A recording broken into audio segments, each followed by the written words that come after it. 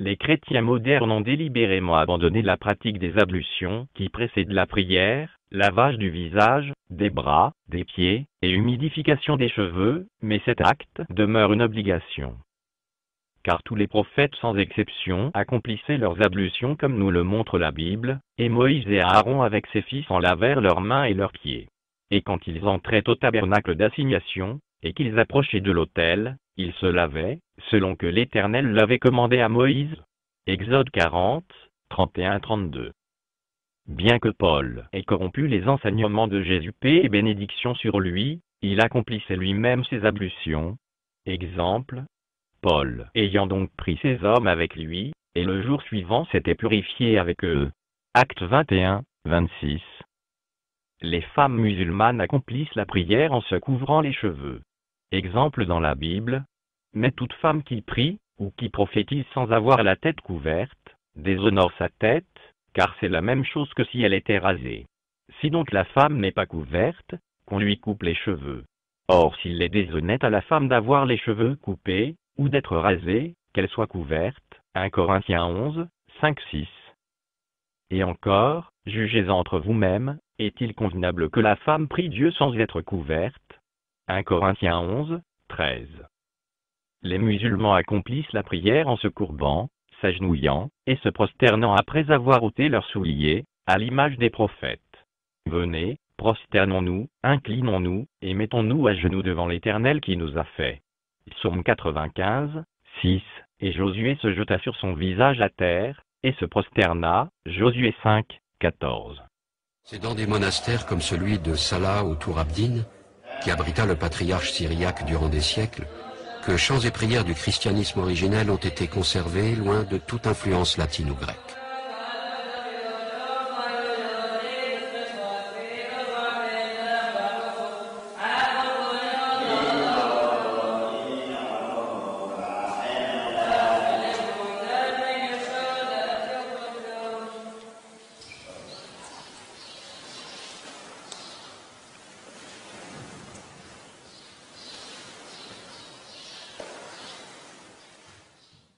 Et Dieu dit, n'approche point d'ici, déchausse tes souliers de tes pieds, car le lieu où tu es arrêté est une terre sainte. Exode 3, 5, Acte 7, 33. Autre exemple. Et Élie monta au sommet du Carmel, et se pencha contre terre, il mit son visage entre ses genoux. 1 Roi 18, 42. Alors Moïse et Aaron se retirèrent de devant l'assemblée à l'entrée du tabernacle d'assignation, et tombèrent sur leurs faces, et la gloire de l'Éternel apparut. Nombre 20, 6. Alors Abraham tomba sur sa face, et Dieu lui parla. Genèse 17, 3. Et lorsque Jésus se rendit au jardin de Gethsémanée pour implorer Dieu de le délivrer du piège que lui avaient tendu les docteurs juifs et les pharisiens, il se prosterna le visage contre terre, priant, et disant, « Mon Père. » Matthieu 26, 39. Le mot « Allah » est inaccoutumé pour un nom musulman, mais sachez que ce nom a été utilisé par tous les prophètes, depuis Adam, jusqu'à Mohammed, paix et bénédiction sur lui. Il s'agit de la contraction des deux mots arabes « Al-Ilah », c'est-à-dire le Dieu. En supprimant la lettre I, vous obtenez le mot « Allah », et selon sa position dans une phrase en arabe, ce mot peut apparaître sous la forme d'Allah qui est très proche du mot hébraïque pour désigner le Créateur, Eloah. Elohim est le pluriel révérencieux d'Eloah chez les Juifs.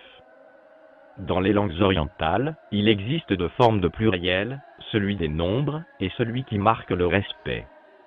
Le mot Allah semble plus proche du mot araméen utilisé par Jésus pour nommer Dieu, à savoir Allah. À voir l'Encyclopédia Britannica de 1980 sous les mots Allah et Elohim. Dès lors, bien que le mot Allah semble inaccoutumé pour les non-musulmans, tous les prophètes sans exception, d'Adam à Mohammed, paix et bénédiction sur lui, prônaient la même religion, soit la soumission totale à Allah. Le mot Allah désigne nommément le souverain suprême. Il ne peut être décliné selon le nombre ou le genre. Il ne peut donc jamais apparaître sous la forme plurielle, ou bien être décliné au masculin ou au féminin, contrairement aux mots Dieu et déesse, qui sont utilisés en langue française. Les mots Dieu et Créateur prêtent en outre à confusion, car de nombreux chrétiens les emploient toujours pour désigner Jésus. Le mot « Allah » ne constitue pas l'unique singularité qui caractérise les musulmans, mais également la manière dont ils l'adorent en accomplissant leurs ablutions, en se courbant, s'agenouillant et se prosternant. Contrairement au judaïsme et au christianisme, le mot islam a été choisi par Allah, le Créateur lui-même, comme nous le dit le Coran dans la sourate 5, verset 3. Aujourd'hui j'ai parachevé pour vous votre religion, et accompli sur vous mon bienfait. Et j'agrée l'islam comme religion pour vous. Ni le judaïsme, ni le christianisme n'ont été nommément cités dans l'Ancien et le Nouveau Testament, ni même dans l'un des dictionnaires de la Bible. Aucun prophète israélite n'a jamais mentionné le mot judaïsme, et Jésus n'a jamais prétendu instaurer le christianisme sur terre, et ne s'est jamais identifié en tant que chrétien. Nous pouvons interpréter la Bible, et corriger les erreurs qui se sont glissées dans les croyances, juives et chrétiennes, grâce au texte coranique. Ce livre constitue la dernière révélation divine, et n'a jamais souffert d'aucune altération ou corruption. Allah exalté et glorifié a lui-même préservé ce texte de toute corruption, c'est le livre au sujet duquel il n'y a aucun doute. Sourate 2, verset 2. En vérité c'est nous qui avons fait descendre le Coran, et c'est nous qui en sommes gardiens. Sourate 15, verset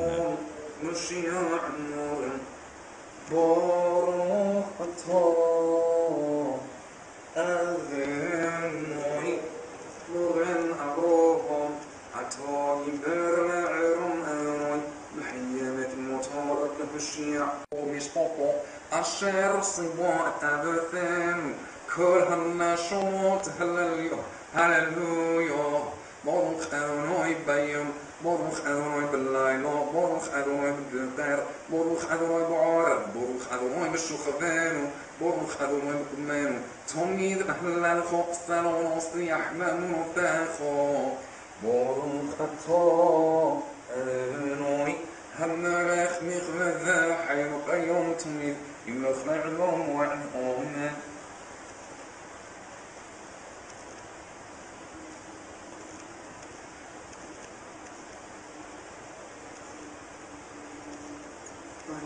مفتوح وفي